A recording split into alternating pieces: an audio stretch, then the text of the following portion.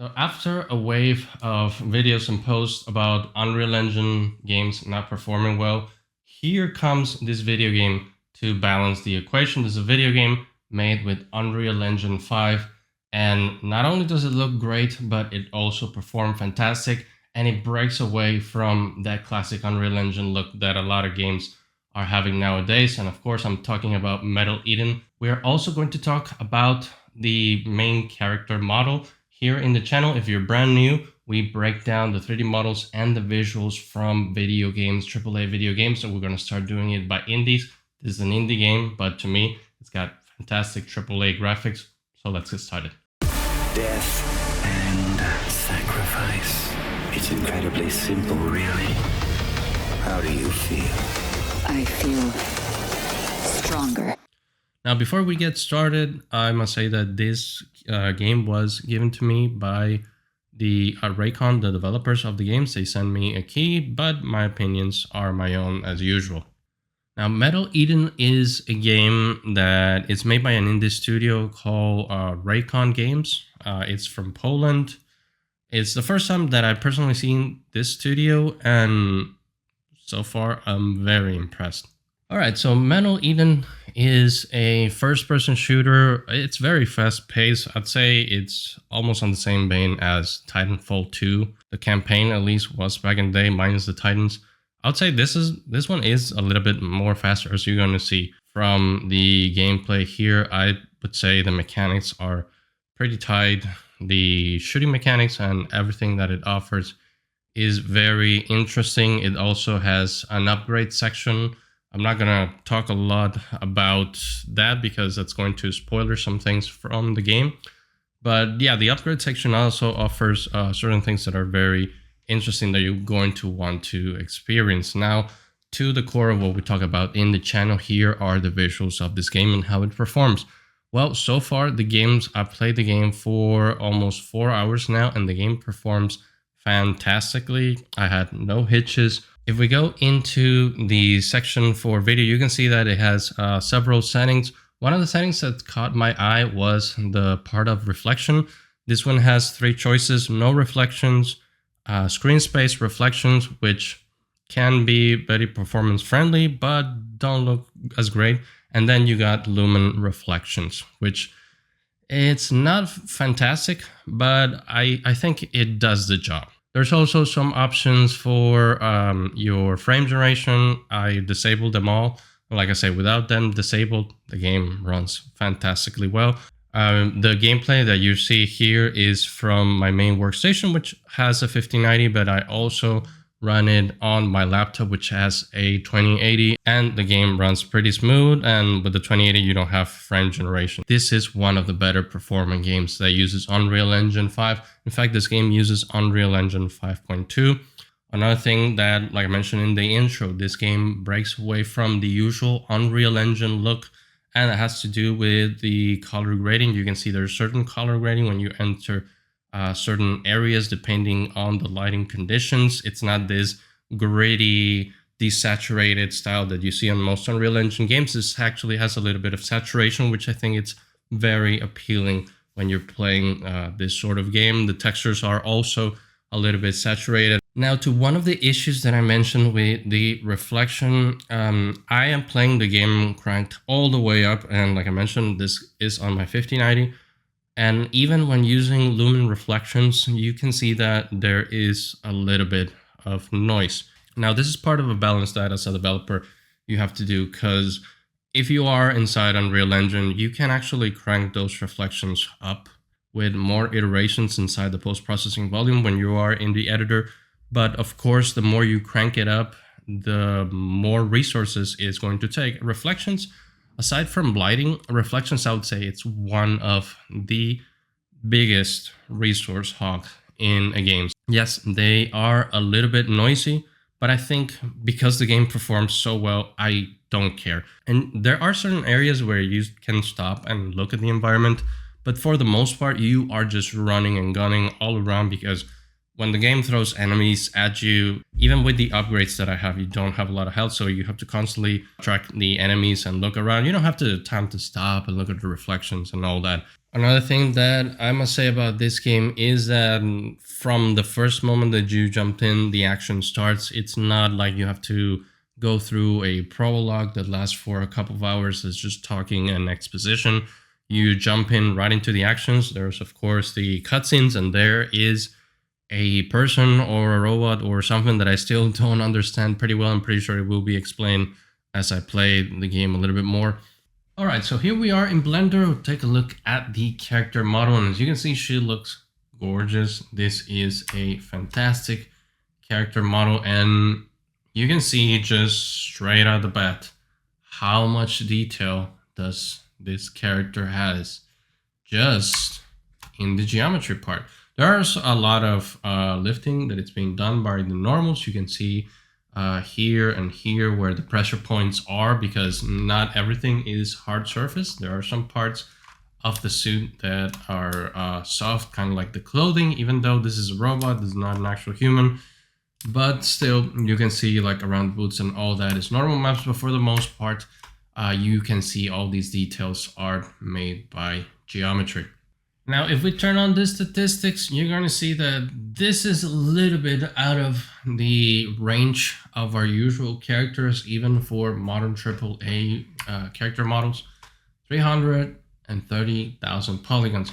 The reason for that is because this is the cinematic models. They do have different models. I usually don't see this in games, but they do have different models, one for cinematics and one for the in-game. If you'd like to see the differentiations and me making more videos on this game, let me know in the comment section down below. But for now, I wanted for you guys to look at the best that this developer could offer in terms of how their character looks. Okay, so let's look a little bit of the geometry. You can see all quads for the most part. But like I mentioned in the beginning, there's a lot of detail that is being applied with the geometry around here. You can see these items right here. Everything is geometry, even this ridge right here, which this is why I mentioned this game was a hard surface modeler's dream, because it has a lot of hard surface detail, not only on the guns and the environment, but the character as well. And you can see how things are solved over here. If you're a 3D model, you know that solving things like this is part of why we are hired to do our jobs. It's not just about making pretty things. Sometimes these things can be a little bit problematic, and you need to figure out how you're going to solve this in order to make these edges real tight and that it doesn't look bad with the shading. And it also holds the bakes. All these bolts, this could be normal maps, but they are actual geometry, which I think it's pretty cool, and it looks amazing. Not a lot of chamfered edges, but that would just increase the poly count to insane levels, but everything is looking pretty good. Now, one of the things about this character is that she opens her arm and it splits in two. I'll show you later in the video because that's a completely separate model. It's actually the first person model. This is the third person model. And let's look at the backpack. All around pretty cool. Now, even though she's very dense, you can see that there's a little bit of edges that you can notice around here. Not a big deal. This is a third person character that's probably going to be seen at this distance. Now, taking a look at the UVs, I actually have her split into their materials because she has several materials here. There's like the player suit, this whole body, the armor, the helmet, the backpack, and all that. So I split her up so we can see the different UVs reflected, and as you can see how everything is laid out, because this is hard surface. It has a lot of little bits and pieces. This to me is something that would probably be a nightmare to UV unwrapped. But yeah, she has a lot of hard surface pieces, man, all around. But you can see everything is tightly packed. And by the way, these textures that I'm showing you are 4K. So there's a lot of resolution going around. Unlike other characters that we've seen that are stylized, they have a lot of rectified textures. This one doesn't. This one seems to be unwrapped at the usual seams. Now, if we take a look at the diffuse map, you can see how everything is laid out over here. Everything looking pretty nice. Now let's go into the armor, and you can see same thing. The armor has, of course, a lot of hard surface parts. So everything is a little bit more like rectangular as opposed to the bodysuit. But still, there's a lot of pieces on this character, like a lot of pieces. Now, same deal. If we take a look at the backpack, hard surface geometry. Hard surface usually a little bit different than when you unwrapped organics. So you can see that everything is broken down at its natural seams, which makes sense. That's what you should always do. Of course, I'm not going to leave you with just the cinematic model. We do have the first person model. So these are the things that you're going to see when you are playing the game. There's also a third person model because you see her when the camera comes out. But these are what you see for the most part when you're playing the game. So as you can see, because this is a first person shooter, there's a lot of resolution in it, meaning there's a lot of geometry.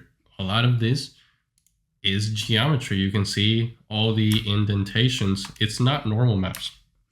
This is actual geometry, and this is an in-game asset. So let me turn on statistics. So just these two pieces with the part of the arm that opens up and does the charging effects is 188,000 polygons. Now, we've seen that the average is actually 200,000. The 300,000 model that we saw in the beginning was cinematic, so it's a little bit too much, but this one falls in the range of something that you would see in game, especially when it comes to a first-person shooter. Everything that is right in front of the player needs the most resolution possible. And as you can see, they managed to make a game that performs very well and has this much poly count. So I know some of you sometimes write me like, what is the correct poly count for a modern game of nowadays? It always depends, but you can see if you're making something for a first-person shooter, something over 100,000 is still okay. Now, just like the character in the beginning, I'm only using the diffuse and the normal maps, nothing fancy, because I don't have a way to replicate the shader from Unreal Engine here inside Blender. But let's look at this part of the hand, because this is the hand that turns into, like, splits in two. So I think it's pretty interesting for us to look at. So as you can see, here it is. If we isolate this piece, you can see all the geometry from the inside. All of this is model fantastic hard surface geometry. And if we go here, you can see the other side. It's just isolated. You can see how this thing worked. The rig for this is also very interesting. It has a lot of bones that I haven't seen, just because of the way that this splits up when it's charging. It's very cool. But you can see all the insides of the hand when it opens up, because you see everything, and a lot of parts here are still geometry. A lot of bits and bolts are geometry. So that's what makes this model very interesting. This game is on sale until September 9th. So this game is $40, more than well deserved for a game of this quality and the amount of time that you're going to spend in it. But if you want to get it on a sale, there's 10% discount until September 9th. So if you watch this video, make sure that you get the game if you want to get it at a much lower price. Leave me a comment if you want to see more about this game. There's enemies, environments, weapons. The weapons of these games are also very interesting. Leave a like because engagement is really important for the channel. Subscribe because we do a lot of this kind of videos. If you're interested in what makes game tech, especially on the visual side, make sure you subscribe because we have a lot more videos. I have talks coming about more technical aspect of Unreal Engine that I'm pretty sure a lot of you are going to be interested in. So make sure you also ring that bell for notifications. I'll see you in the next one. They